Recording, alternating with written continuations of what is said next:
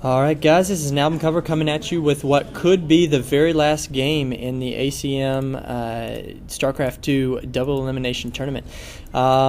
This is the second game in a best of three.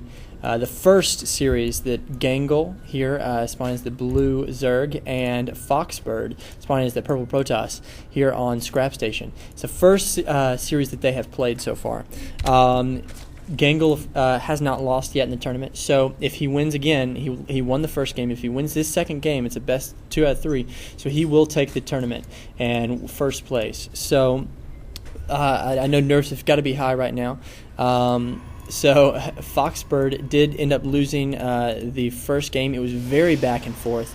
FoxxBird got pressured very early on with some roaches, thanks to a 10 pull, I think, by Gangle. And, however, just barely held it off with a Void Ray just in the nick of time and sent the Void Ray over to Gangle's base and ended up almost taking out his base until Gangle managed to get some Hydras out just at the right last possible time he could, and ended up pushing into FoxxBird's base and ended up taking him out. So this is going to be a very action-packed game. FoxxBird actually got to pick this map and picked Scrap Station. Although usually a lot of times people will say it's a Zerg favored map, and it is in some regards because of the fact that this ramp is huge. So if you're used to blocking your ramp off to protect against Zerg, then that's probably not going to be the solution that's going to help you most in Scrap Station.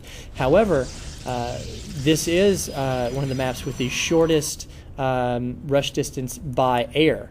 If you look at that, it's very short, and so a lot of Protoss will go Void Rays or Phoenix Harass, especially against Zerg. You could just have 1 or 2 Phoenix and have total map control and snipe off a couple of Overlords with just a couple Phoenix. So very interesting strategies that could play out on this map, and already FoxxBird is running for his probe's life there. This Zealot is not going to be able to hold off all of these, I think it's like 8 Zerglings. So he is already running back here to his probe line and going to chrono boost out another Zealot here just to help defend, because if he can't defend off this initial push, like I said, he's going to be out of the tournament. And he's even macroing back up with his Zealot, and that's very actually good to try to take the damage back and forth on these Zealots. This Zealot has 1 kill and goes down. This has 4. So these 2 Zealots actually, very good micro, was able to hold off almost 8, and this probe's going to end up taking the Zergling down. So very, very impressive micro and control there from FoxxBird. I know a lot of Protoss players and players of all races in general that would not be able to do that. So Gangle used that pressure to buy him some time for this Roach Warren. So he's going to throw that up real quick, and he's a very, very big fan of roaches, and I expect to see lots of roaches in this game. We do see another gateway and a Stargate here for FoxxBird. That is not something... Okay, yes, actually, this Overlord does spot that Stargate. However, he could probably hide another Stargate over here that Gangle would not be able to see. So go ahead and grab that double gas and chrono boosting out a Stalker. Going to take care of this Overlord so that he can stop just seeing exactly what FoxxBird is doing. So this is, let me take the time to actually say now, this tournament has been sponsored by Navigus. They've helped out a lot in the tournament with giving out door prizes, I think some USB flash memory sticks.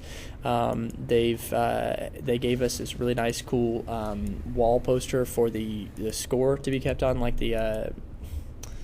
what am I thinking of? Somebody give me a word. Bracket. That's the word. And yeah, and some pizza. And some awesome pizza. So thank you very much for sponsoring that. Go check them out.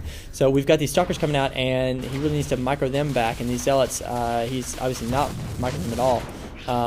I don't think Zerglings have speed yet, so that is something good that FoxxBird doesn't have to deal with quite yet. But he is chrono boosting out a Void Ray. If he can buy the time to to Chrono Boost this Void Ray out, he can defend his base.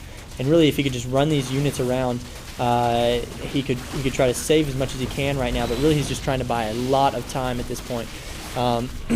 Production, he's got this Void Ray out. Good. He needs to actually be taking down these roaches instead of these Zerglings, in my opinion. He's still Chrono Boosting this Stargate after, so we need to go ahead and put another Void Ray on there. And this Void Ray is fully charged up. He's going to be able to take down these roaches quite easily. So the units lost tab, FoxxBird is slightly behind just because of this enormous pressure that Gangle has been able to put on him. However, Gangle is just now maybe a fourth of the way to lair tech. So this Void Ray is really going to be quite powerful against these. He's got a lot of drones coming out. However, he does not have an evolution chamber, and he's just now making this evolution chamber. I'm not sure it's going to be in time to crank out this evolution chamber as well as a spore crawler, because right now this Void Ray is fully charged, and he's got a second Void Ray on the way. I don't know if this is just going to be fast enough. I think he probably should have known this was going to happen, and he needs to be going straight for these probe line, not for anything else. This layer is actually going to go down very quickly once these charged Void Rays to both of these, and I don't really know what Gangle can do at this point. He's trying to mount a counterattack, but he does call the game, so not quite quick enough for that game. So this will go on to at least Game 3 between Gangle and FoxxBird. And I'm Cover, signing off.